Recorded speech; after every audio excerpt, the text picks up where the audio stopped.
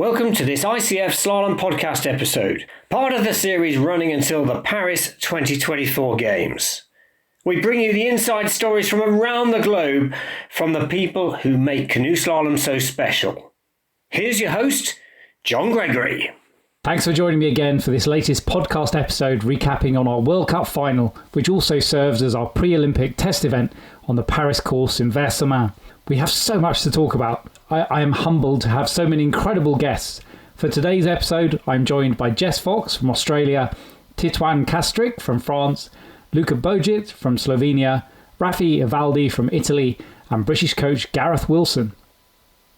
There are so many family connections in slalom. This season we have seen medals from Hochevar, Ferrazzi, Crosby, and we can't overlook two young Estongays. Among the pre-Olympic winners in Paris is Ivaldi and Castryck. Titouan is the son of French Olympic K1 women paddler Anne Boixel. In our pre-Olympic test event and World Cup final in Vaire-sur-Marne, winners were today's guests Titouan Castryck, Raffy Ivaldi and Jess Fox in both C1 and K1. Winners in the kayak cross were Luka Jones from New Zealand and Boris Neveu from France.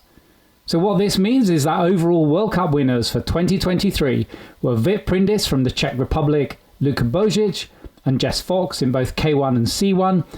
And 2023 World Cup Series winners in kayak cross are the two world champions, Kimberly Woods from Great Britain and Joe Clark from Great Britain. I started today chatting with world number one, Jess Fox. Jess, my wife would argue that it's tough to tell the top tier of paddlers apart in the sense that you all make it look so easy. Reminiscent of Mikael Martican at the FOS Worlds in '97, I followed you down your C1 final run at Lee Valley, and you did two S moves almost entirely on edge control and while switching and then again over Niagara.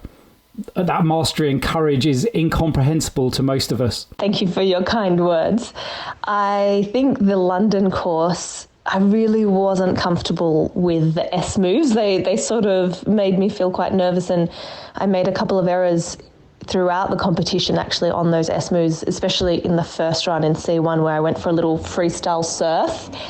But in the final, it worked out quite well, and I was feeling a bit more in control, a bit safer, and I think it's something that we practice in training, to be switching and to feel comfortable in stoppers, and to be able to do that in competition, I think shows the training that goes into it. It's been noted that the pre-Olympic year provides the toughest international competitive season. Every athlete was there and focused on delivering their best performances. So winning both World Cup Series in K1 and C1, as well as gold at the Lee Valley Worlds in K1, appears like a good season even by your standards. The pre-Olympic season is definitely a hotly contested season, and as you said, a lot of people are, in their best form or are chasing, their best performances, because for many teams they're also doing Olympic selection on the World Cups or the World Championships. So it was definitely a great season for me. I felt really good and proud of my results and happy with my paddling, winning 3 World Cups in kayak and the World Championships was one of my best seasons ever. So I'm really pleased with that. And in C1 as well, I am really happy with my paddling, and winning bronze in London was still a great race, that touch keeping me off the top step, but I'm still super stoked with my season and winning both the overall World Cups and then bronze in the kayak cross was fantastic. So super happy with my season. I think especially finishing off on the Olympic course with the test event, it felt really good to paddle well there and puts me in good stead for next year. You have secured Olympic quota spots for Australia, and as world number one in both disciplines, we are keen to see you represent Australia in what will be your 4th Olympics. So what would 29-year-old Jess tell her younger self about preparing for the Olympics? The Worlds this year were, I guess, it felt like there was a race within a race, and I was super nervous for that C1 semi-final to secure the quota, and it was quite tight with the women's C1. I think it was the top 13 to get the top 12 quotas, so I was really pleased to tick that one off and cross that off the list and secure the quota for Australia. And I think, I've fulfilled the criteria now for early selection, so should be nominated for the Olympic team, which would be my 4th Olympic team. And, if I was to look back and tell younger Jess that she would be headed to a fourth Olympic Games, I probably wouldn't even believe it. You know, when I think back to London, my first Games at 18, it was just such a surreal experience and a dream come true. So I'm proud of little Jess for dreaming big and for working hard, and I guess I would just tell her to keep believing and keep working for it. What will the next 6 months look like for you? The next 6 months will be pretty busy, I think. Well, especially the next month as I head home, and I've got quite a few events and commitments to do for sponsors and media and things since I've been away for so long. So it'll be good to tick those off and then to get back into a routine, get back into some good training, especially over summer. The whitewater course in Penrith has had some upgrades and some improvements. So hopefully we'll get some international athletes who come visit and train with us, and some good training partners for some good battles on the water at Oz Open and the Oceania Championships, which will be January and February time. So yeah, looking forward to getting into some good solid work and keep pushing and ticking along. I think it's always nice to stay home and stay put for a little while, but I'm sure I'll be itching to get going again and get back to Paris for those first training camps and get back to Europe for some competition. Finally, I wanted to stray into a more personal side away from the water and the relationships around you that help you have fun, I don't know, make you laugh, cry, find balance, keep calm, keep you grounded, focused and motivated. I think, you know, a lot of people talk about the village, you know, everyone who helps support an athlete to get to where they are and to perform at their best. And for me, I'm so grateful to everyone who supports me, you know, my loved ones. That's, you know, my immediate family with my mum, my dad and my sister, who are all part of either, you know, the trading team or my support crew, and my partner, Mathieu, as well. And, you know, my family and friends all over the world. I think I feel really lucky to have love and support in various parts of the world. We saw my grandpa came to the World Championships in London. I've got family in Marseille who are, you know, some of my biggest fans as well. So feeling very lucky to be loved and supported, because it's amazing when everything's going well and you're performing well to have that support, but it's especially important when things aren't going so well to have others to lean on and to reach out to them when you need a bit more extra help. So yeah, I guess for me now, the downtime is I'm spending a bit of time with my family, spending some time with Matt, and then I head home to Australia and I'll be back with friends and my dad and my dog, Miss Pink.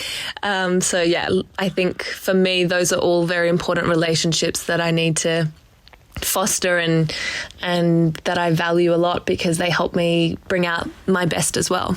I guess the relationship that is most prominent or important in my paddling career is my mum, Miriam, who is also my coach. She coaches me and my sister and Kate, who, you know, we won gold in London together in the teams event, and that was just such a special moment to share all together, because often it's an individual sport, but when you succeed as a team and when you celebrate as a team, it feels so special.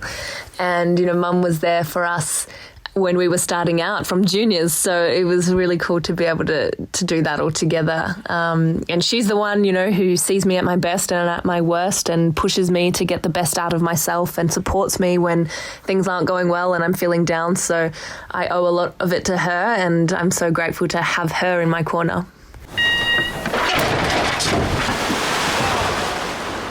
Next, I spoke with 19-year-old Titouan Castryck, fresh from his first World Cup win.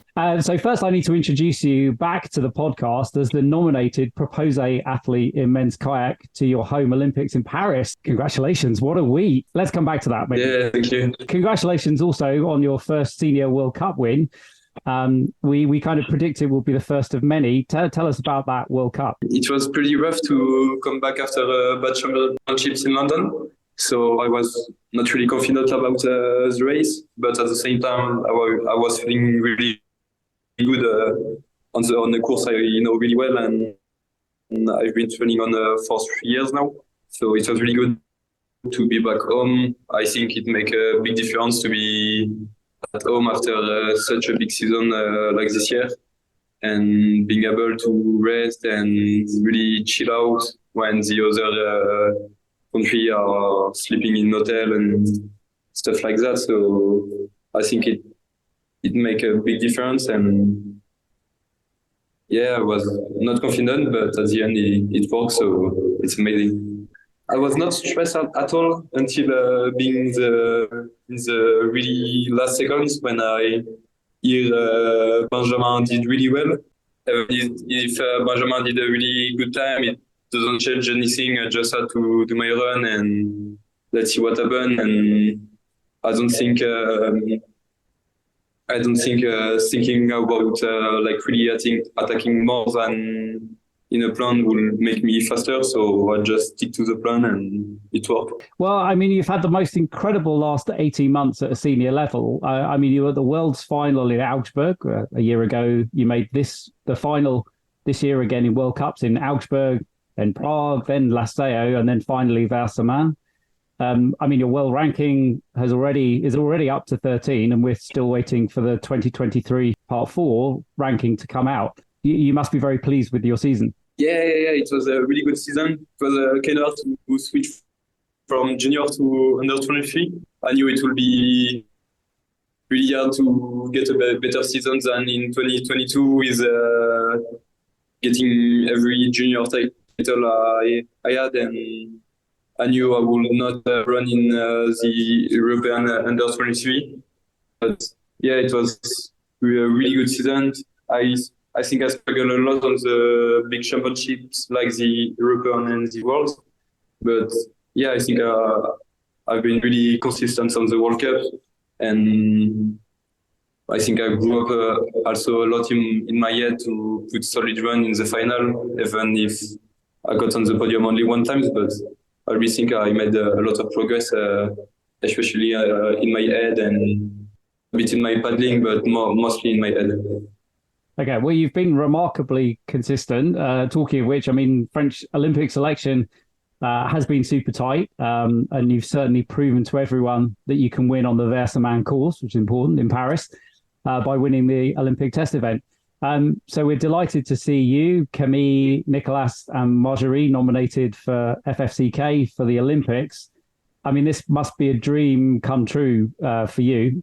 Yeah, surely it's a dream, but I'm mostly dream about the Olympics and getting a podium at the Olympics and not just go to the Olympics for the experience. So if I go to the Olympics, it's for racing well and not just enjoy the time in Paris. So I really want to have a good winter of training and be ready for next summer to be good on this Paris course. Okay, well, you're setting yourself up really as the person to beat. I mean, as you say, you've been training on that course for 3 years.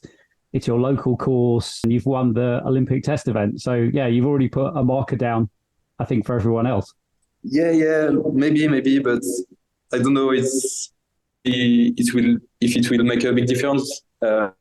Every single team have not spent a lot of time this year on the Paris course, so I think next year, the course advantage will be less effective.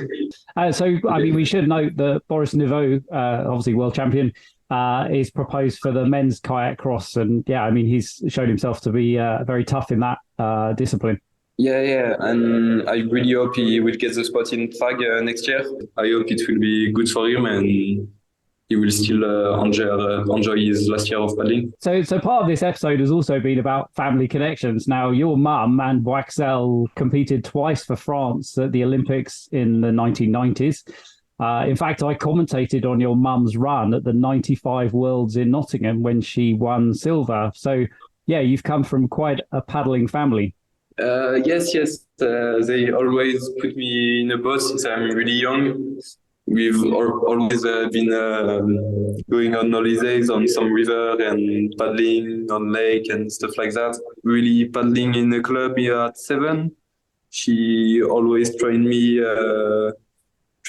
my friends and all the club groups. So yeah, it makes a big advantage. So I always felt a bit weird about that. So when I grew up, I wanted to not stop everything with her, but have more training more with other people and like to don't feel having too much advantage about being born in a paddling family. So since I'm like 14, I will always work with other people than her. But yeah, sure, it's amazing to have a mom who understands what you feel and give you advice before races, and that can train you when you're alone. And yeah, it's really good. Okay, well, she was an icon in the sport when she was paddling for France in the 1990s, both Olympics and Worlds and so forth. So the most amazing week for you. Yeah, so excited. Can't wait to see you competing next season. Yeah, thank you. Thank you a lot for inviting me on this podcast. It was really good. Okay, well, you're very welcome. And yeah, the best of luck for winter training.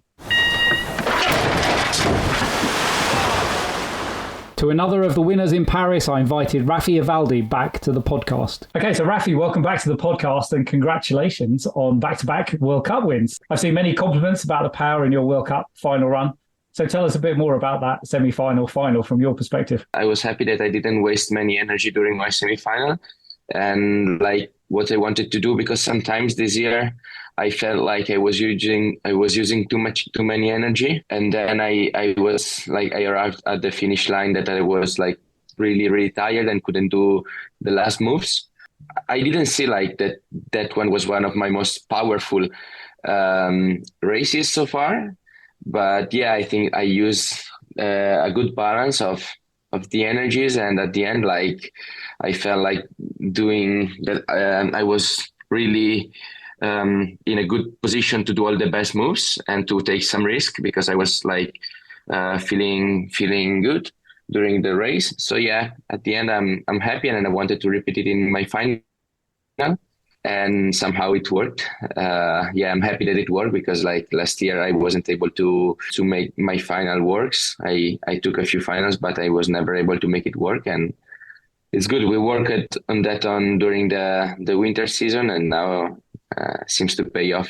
And it was an important time and venue for you to lay down such an impressive run. I didn't know if I liked the course. I spoke a lot with many other people, like many other athletes, to understand more about the course and to try to have some feedback about how they were approaching it and how to use the water and stuff like that. Because to me, it seems like it's a very different course from all the others. But at the end, I think I managed to have fun during the training. So that was, I think, the key to perform well during the race. So at the end, I was just trying to have fun during the training. And when I felt that I was enjoying it, then I was okay, I'm ready to race here. Okay, well, we're very excited for you. I mean, going back to the Lee Valley Worlds, I mean, you've made an impressive start. You took a bronze in the C1 team. And then, obviously, I'm sure you would like to have been in the final at Lee Valley, but you seem to put that disappointment behind you with a win in Paris, which obviously gives you the points for the overall podium for the overall World Cup series. Impressive.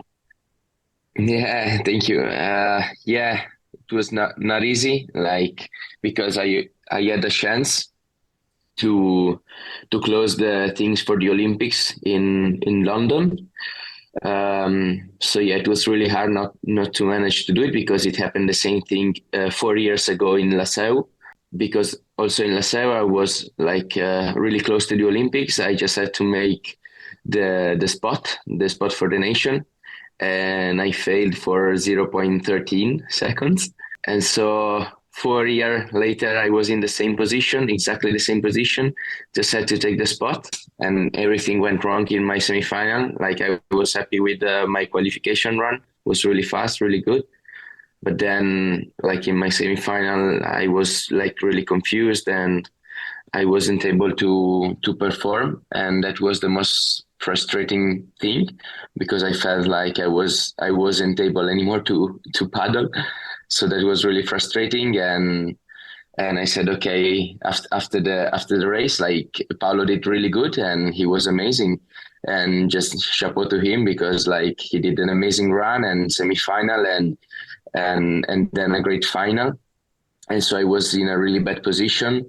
And for that reason, like, I was really emotional in Paris, because after after that hard time where I said, okay, I missed another Olympic because of in the same way of 4 years ago. In Paris, I had like one chance, that was winning Paris, and I did it, and it was crazy. Like thinking that I had to want to go to the Olympics, and winning it was just crazy, and that's why was all about the emotions that I had after the race. So is Olympic qualification still a possibility for you? Yeah, I have to be I have to wait for the officiality, because to go to the Olympics, I need to be in the top 10 of the world ranking at the end of this season. So we have to wait for the next release, but I think I should be okay. Should be around 7th, 8th position. Okay, well, I mean, you've been on our radar for a long time, but yeah, I mean, taking a third podium spot in the overall World Cup series shows, I think, a consistency of your performances. Yeah, I always looked up at the World Cup because I felt like that the best padder are shown in the World Cup and not the worst or Olympics, because those are races where everything can happen. It's just one race, and I always wanted to be consistent. And when I was younger, I looked at that were consistent and were racing every race it was the last one, it is the last one, and racing, performing all the time, every time. And so, yeah, for me, the World Cup has always been a big goal. I started really young racing World Cups, when I was 15, because it was back in 2013. So it was a really long process to get on the podium, because, of course, when I started, I had no chance to get even into the qualis. But after a few years, the first qualification arrived, and then a few years after, the first final arrived. And now I'm so happy and so proud that we made into the World Cup podium, overall. And I think it's so much fun to race World Cup, because it's so much fun to go race after race, getting the points. And I think we should have many more World Cups, because I would love to race 10, 15 World Cups in 1 year and then see who's the best. And yeah, I watch a lot of cycling. That for me is so much fun to watch Grand Tour races, and because you can see athletes fighting each other, and you get the excitement for so many days, and you see the battle between a few riders. And so I would love to see that also on our sport, with many races, people can just get passionate during the whole year and just get the excitement for many races, to see who will come up on top. And I think that's the most the best thing for a spectator to see, and for an athlete to race, that motivation that keeps you fighting during the whole year to try to get on top of the World Cup. And I think it's so much fun to race and so much fun to watch. Okay, well, I think you're right. I mean, it picks up on a comment from Gareth Wilson as well in this same episode. But yeah, in terms of what does that future of canoe slalom look like? So yeah, anyway, delighted to have you back. Thank you. Congratulations this season. Yeah, we look forward to, hopefully, over the next couple of seasons, we'll see you on the top of the podium of the World Cup Series. I really hope so. Thank you very much. And it's been a while since we spoke to Slovenia's Luka Bozic, so celebrating his first World Cup Series win seemed like the ideal time to chat again. Luka, congratulations on taking the overall 2023 World Cup Series in C1. An impressive season, so tell us more about how, from your perspective. Yeah, thank you very much, first of all. Yeah, I'm really glad that I finally came on the first place in the overall, but I was there quite sometimes, but on the end, this was my year. If I compare with the seasons before, I think already the last season was even better if we look the World Cups. I have, I think, 4 medals out of 5 World Cups. But this year I have just 2, just to win in Tatsan and second place in SEO. And this one, this 4 plate in Paris. But yeah, on the end, you need to have some luck, or I've been all the time there during the whole season, and the other competitors are they've been changing a lot on the first 3 places. So this is why I think I won this World Cup overall. Okay, well, I mean, it's a tough season as well. I mean, a pre-Olympic year tends to have a deeper international field. So to come out on top, yeah, it must be very gratifying. It was a tough season. I expected more from the World Championship because I think I was ready there for even also came on the first 3 places, but on the end I made 2 big mistakes in the final. So, but still, I will keep pushing for the next years that I will be also on the World Championship once on the top. Okay, well, we look forward to that. I mean, Paris seemed the ideal end of season showcase for slalom as an Olympic test event. Yes, of course. It was a really nice race for us. This was my first race in Paris. I've been there quite a lot of times in the next 2 years, yeah, on the training camp, but not on the race. So all the children there cheering for us. So it was also the great atmosphere. But still, yeah, I need to race some more in the next year for going on the Olympics, and we all know who is on the other side, Olympic champion, world champion. So I need to fight with him to be there next year also. Yeah, we know. Yeah, Olympic selection is very tough in a number of nations. Now, casting our minds back, I remember watching you take gold in C2 in Deep Creek. It must seem a long time ago now. I mean, you represented Slovenia also at the Rio Olympics in 2016. I mean, it's inspiring how well you have reinvented yourself going from C2 to become one of the top C1 paddlers on the planet. So it's great to see you take that World Cup series. How's that transition been? You've done it incredibly well, more than maybe anybody else I can think of. Yes, I already started C1 in after London 2012. So this was 2013 was my first year of training in C1, and I already made the team in the first year. So I was very happy for that, and then through the years I become more and more good at it. So yeah, I was thinking about before who else is now paddling, who was also paddling in C2, and I think it's just Anton, maybe some other guys, maybe you know more, but yeah.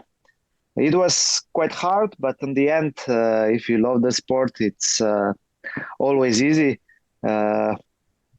Okay, during the winter, it's a lot of training, but still, I was, and then yeah, I started with the good results after Rio, I think. No? Then I changed the coach, and then we started working together. Change a little bit the technique and everything, and then I think 2018 was my first year that I have like quite a lot of podiums from the World Cups, and then till today now I have quite a lot of podiums already. So I'm already happy with that, but still. I don't think this was my last year, so I will go for it in the next years also.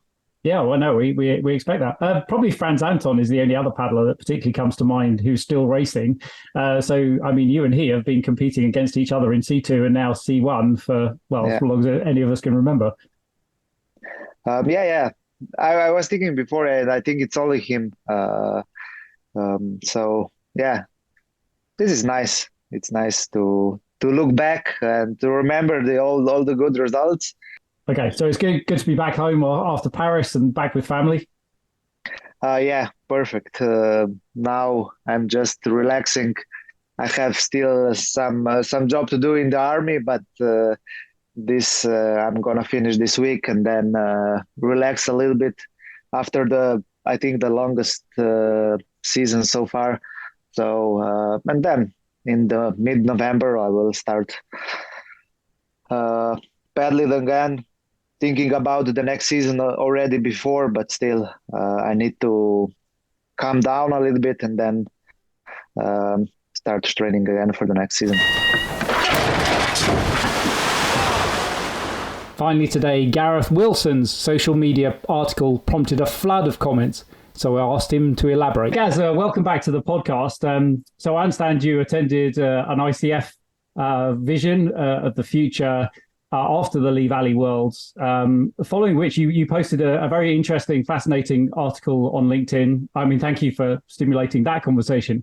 But tell us more about either the aspects of the article and the reaction that it garnered, which may be more than you anticipated. Yeah, for sure. Well, I'll probably just caveat everything that I'm about to say by making a point that these are my opinions. It's not necessarily associated with British canoeing.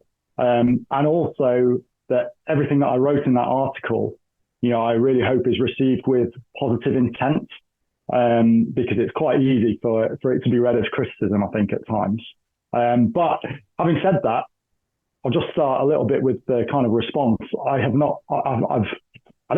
the first time I've ever really used LinkedIn, and I could not believe the number of people who were commenting, people who, I respect massively within the sport, people from outside of the sport, kind of bringing other ideas to the table around the discussion that I tried to create in the piece online.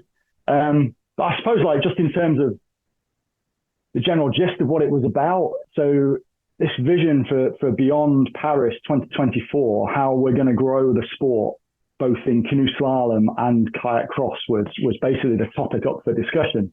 And, the ICF really usefully kind of highlighted, first of all, the challenges that it's currently facing, which there are some challenges from key stakeholders like the IOC, there's challenges in terms of sustainability with some of the UN kind of charters that we've signed up to.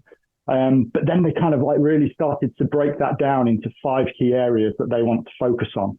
And I'm going to have to look at my notes so I remember all 5, but it was simplifying the discipline, becoming connected as a discipline, an environmentally friendly discipline, an accessible discipline, and a good-looking discipline.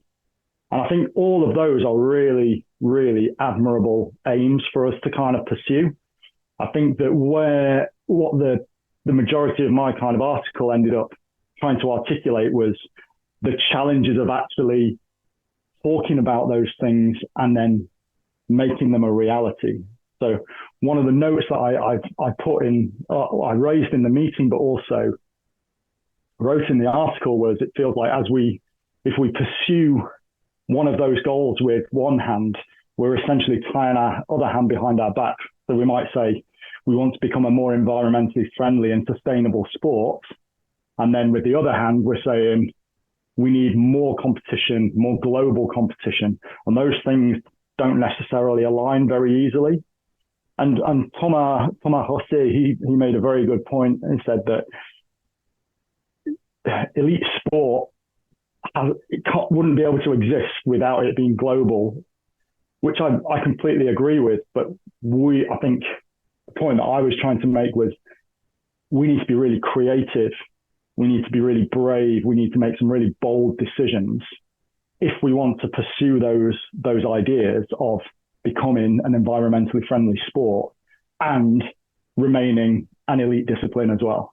Yeah, no, I think you're absolutely right. And I'm sure other sports, I mean, F1, the Olympics itself, must be challenging the same. We're trying to grow a global community and participation into more countries, but at what cost? Mm-hmm.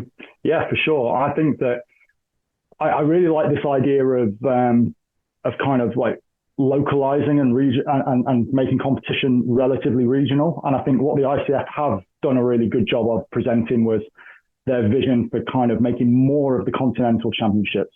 So by raising the importance of those events, there is an opportunity for them to become qualifiers into like a World Cup kind of series, which will mean people, in theory, might concentrate more locally rather than trying to go globally just for the World Cup.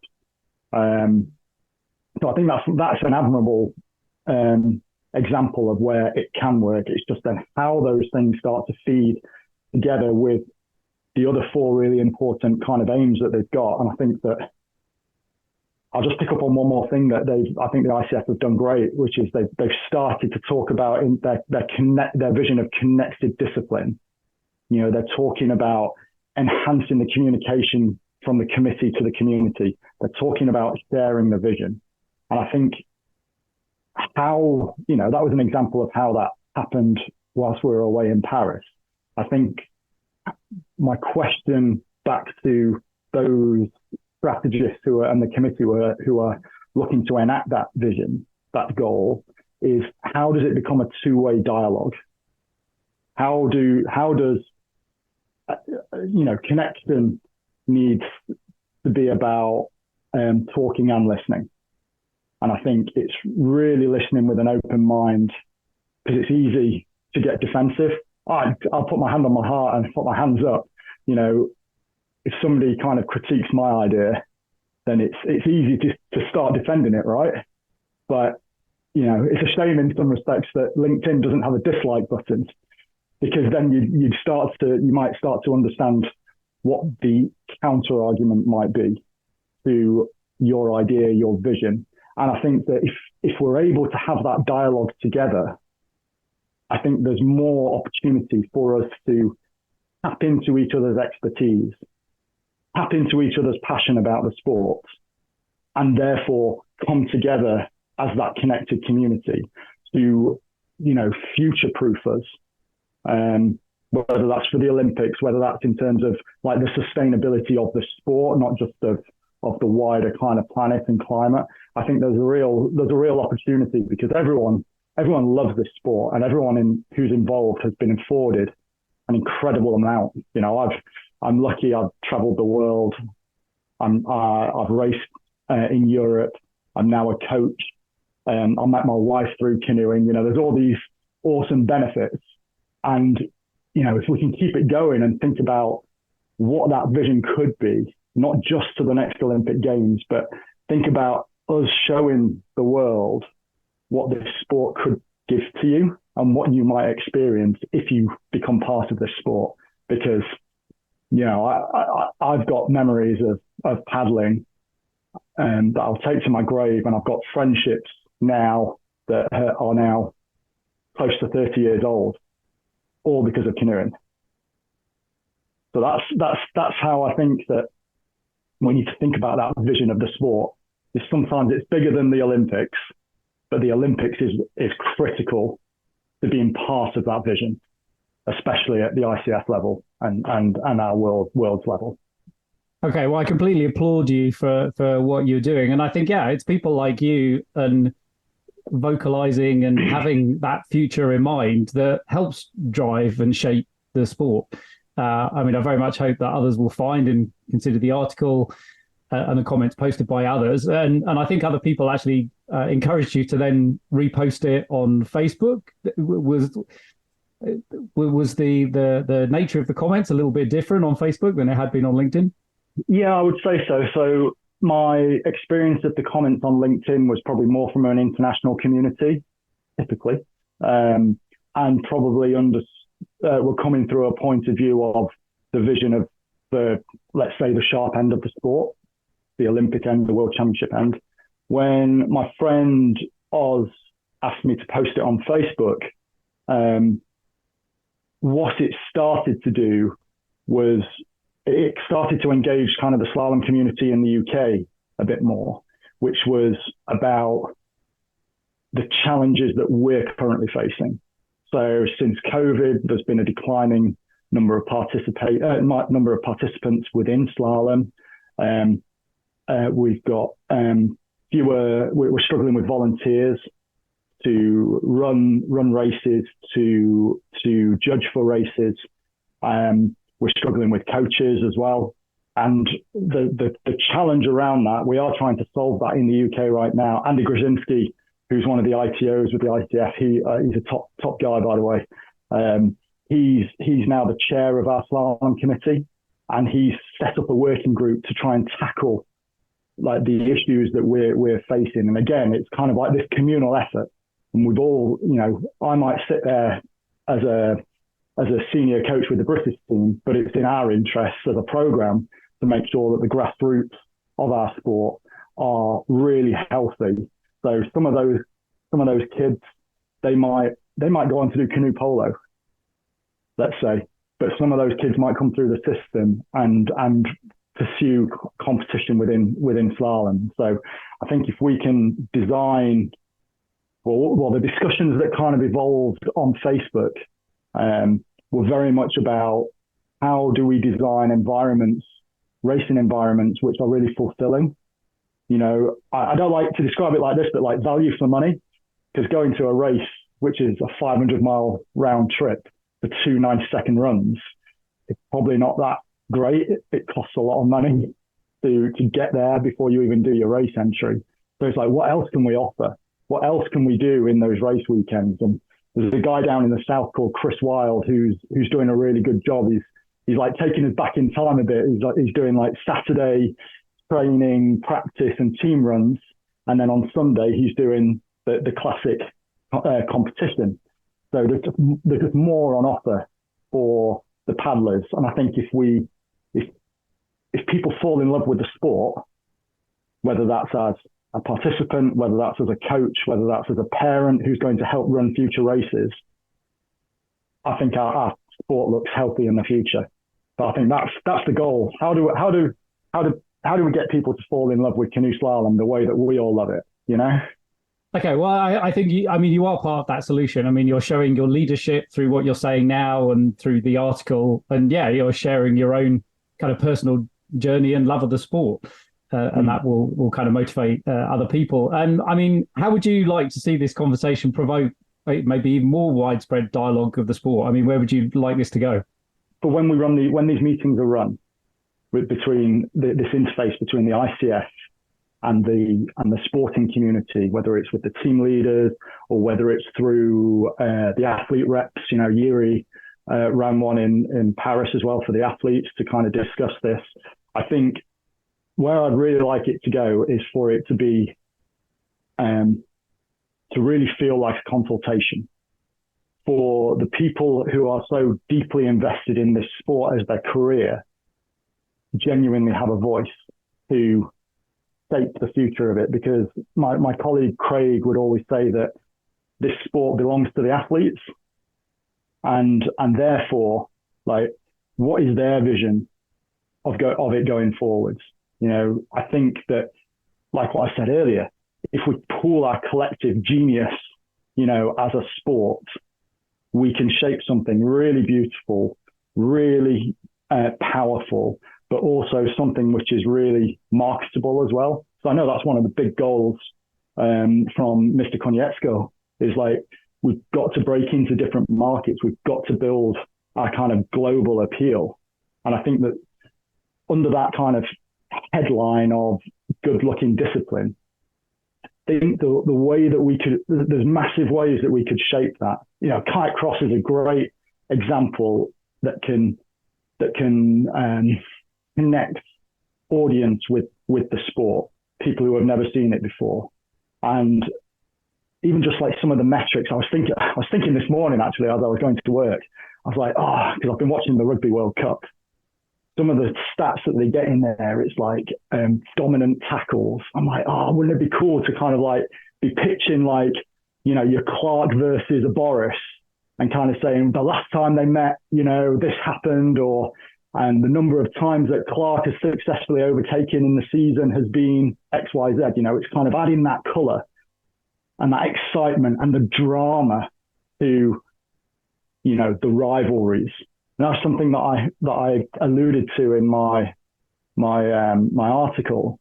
I remember as a kid, I just loved. I was a canoe paddler, C1 and C2, and one of my friends, Dan Goddard, we used to just chat about who do we think is the best, why do we think they're the best, and the debate was always between Tony Estanguet and Michael Martican. Those two had such a fantastic rivalry. I'm sure they're friends, but throughout that period, it was just one taking championship from the other, and just this amazing story. And I'm sure I'm not going to name names now of what it is, but I think there are huge potential to kind of tap into that. Not unlike what happens in the CrossFit Games. If you've ever seen the Netflix documentaries, which are called Fittest on Earth, I think. And they just follow a couple of the athletes. So they'll follow Tia Toomey and then Matt Fraser. They'll talk about their training, their friendships, their rivalries, their diet. And in a 1 hour program, you probably watch about 6 minutes of CrossFit Games, and the other 54 minutes is the kind of personal piece. It's that interaction, because then the audience gets to build a connection with the personality, which is obviously great for their personal kind of profile. It's great for the sport because it becomes kind of attractive and people feel connected to it. And then I think what ends up happening from that, I can't imagine how many people now go to CrossFit because they're like, do you know what? I fancy a bit of that. Look how fit these people are. I just wonder under the environmentally friendly part of the ICF vision, those goals, it's like, imagine how many places there are in the world that are stunning. You could hold a race at with an absolutely stunning backdrop. I'm thinking like Tour de France, as they pull back in the helicopter and you can see the Alps. Bourg Saint-Maurice would be a great example. Bourg would be Val di Sole in Italy. All these beautiful rivers set in a beautiful location. It's just the perfect backdrop to us to promote the sport, but also the benefit of being out in nature. That lots of people, or there's lots of evidence now that's saying that being out in the outdoors is really good for mental health. We can naturally create an avenue for people to step into the outdoors, try our sport, and see what happens. I know I'm very optimistic. I think that's what we need. Yeah, we need. I took that from your original article. I'm going to include links to both the LinkedIn and the Facebook in the show notes that go along with this episode. But Gaz, I mean, always lovely to talk to you. And I know I applaud you for having considered and written that article in the first place. And I hope it does stimulate further debate and reflection both in the UK and internationally as well. Thank you very much for the opportunity to talk about it. And I hope if anybody else feels passionate like this, please drop me a message. And I know that when I spoke to Thomas Corset in Paris, he was really keen to have these conversations, going back to that kind of connected community, connected discipline. So I think let's keep on having the conversations. If we don't have the conversations, nothing's going to get done.